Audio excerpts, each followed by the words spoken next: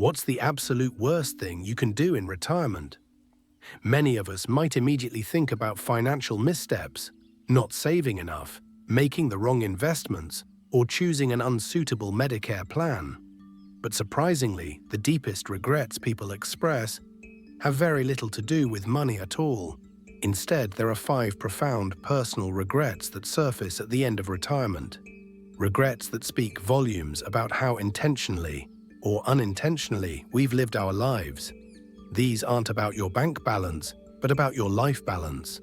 Today we're going to walk through each of these 5 common regrets. Our goal, to help you recognize them now so you can consciously avoid them and build a retirement truly filled with meaning, fulfillment, and purpose. It's about designing a life you'll cherish. Stephen Covey, in his famous 7 Habits of Highly Effective People, taught us a simple yet powerful principle: begin with the end in mind. When it comes to retirement, this means understanding the experiences and feelings people have after their journey is complete, allowing you to intentionally design your own from the very start. One of the most insightful sources we have on this topic comes from Bronnie Ware, an Australian nurse. She spent years providing palliative care to patients in the last few months of their lives, witnessing their final reflections and deepest thoughts.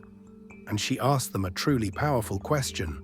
Bronnie's question was simple: what are your biggest regrets? What she heard repeatedly were the same 5 profound themes.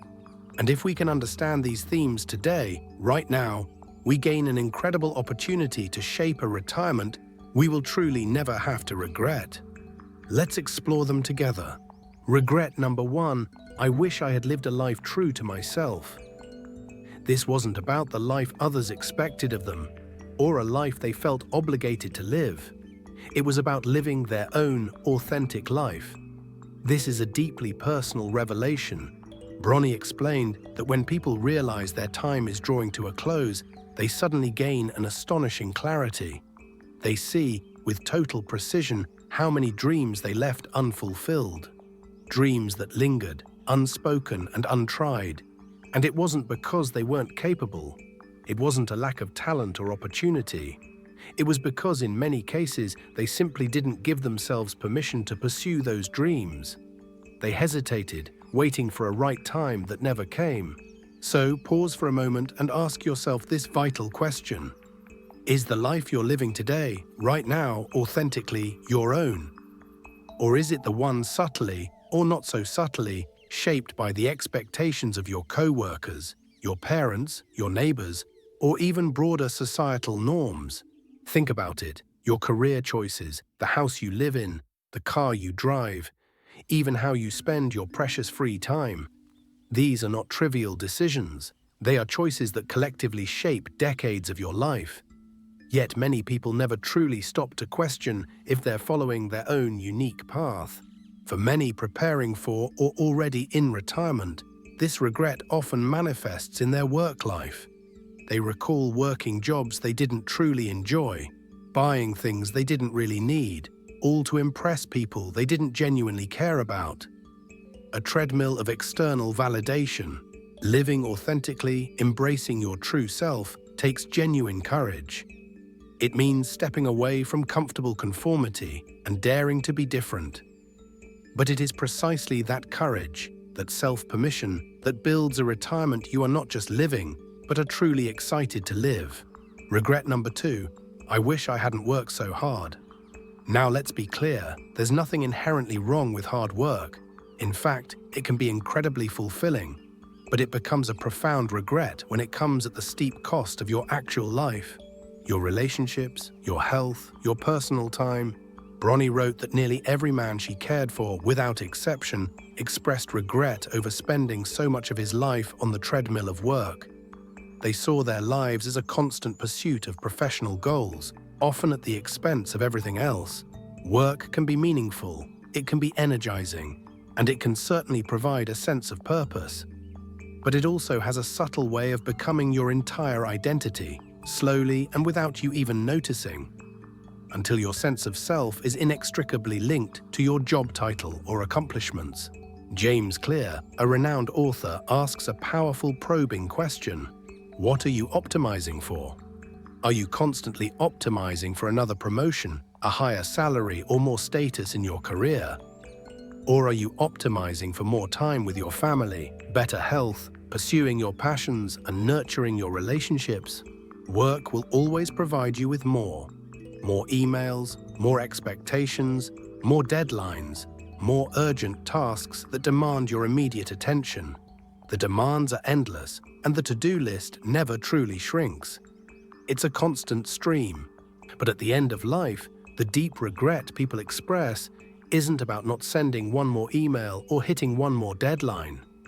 It's about not intentionally choosing how they spent their most valuable resource, their time. It's about letting life happen to them rather than actively shaping it.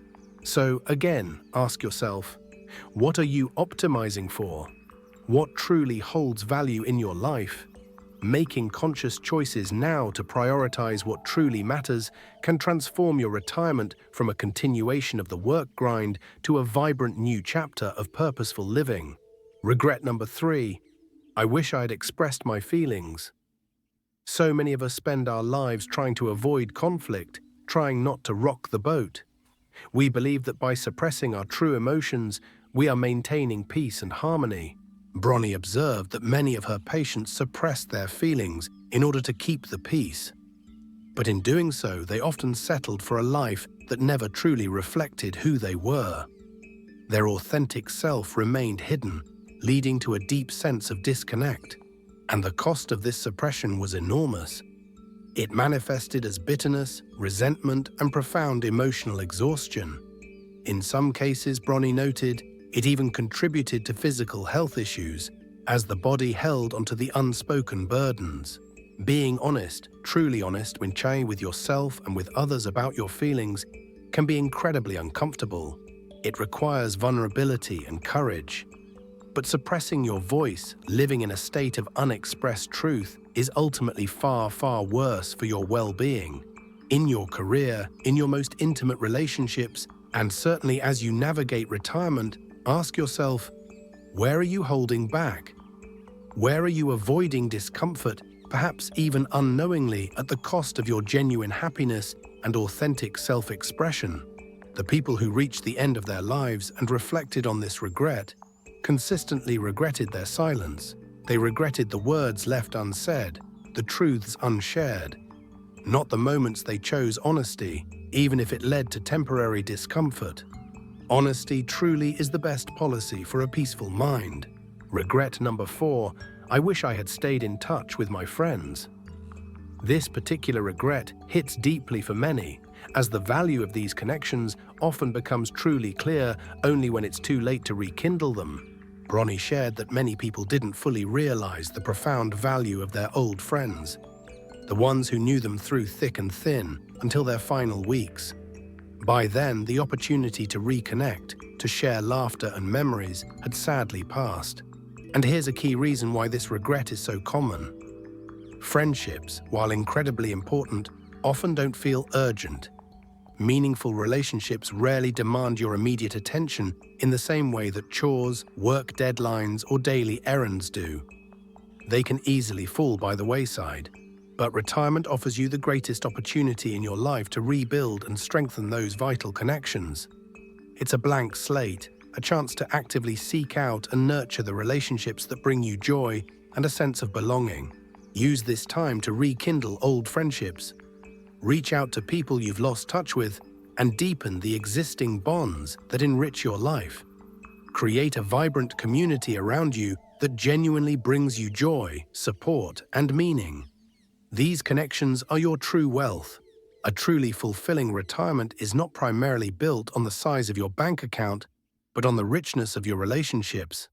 Don't let the people who matter most to you slip away simply because they aren't on your urgent to-do list.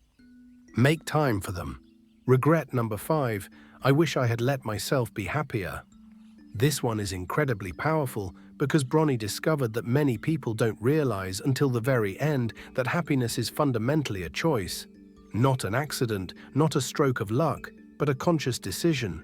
People often stayed stuck in old habits, old patterns of thinking and old fears, not because they absolutely had to, not because circumstances forced them, but because they simply didn't choose differently. They allowed inertia to dictate their emotional state. Retirement grants you an incredible gift: freedom. It's a blank canvas, offering you abundant time, open space, and boundless possibility. What will you choose to do with this precious gift? How will you fill your canvas? Will you choose to sit in front of the television, consuming negativity and fear? Or will you actively pursue activities that genuinely bring you joy, cultivate gratitude, and infuse your days with profound meaning? The choice is entirely yours to make every single day. Happiness, in its essence, is simple, but it absolutely requires intention. It demands that you actively engage with your own well-being. So ask yourself, what truly makes you happy? What, conversely, makes you unhappy? And how can you consciously choose more of the first and less of the second? You cannot buy your way out of an unhappy life, not with the perfect tax strategy, not with the best investment plan, and certainly not with any size portfolio. True, lasting happiness must be chosen, cultivated, and protected from within your own heart.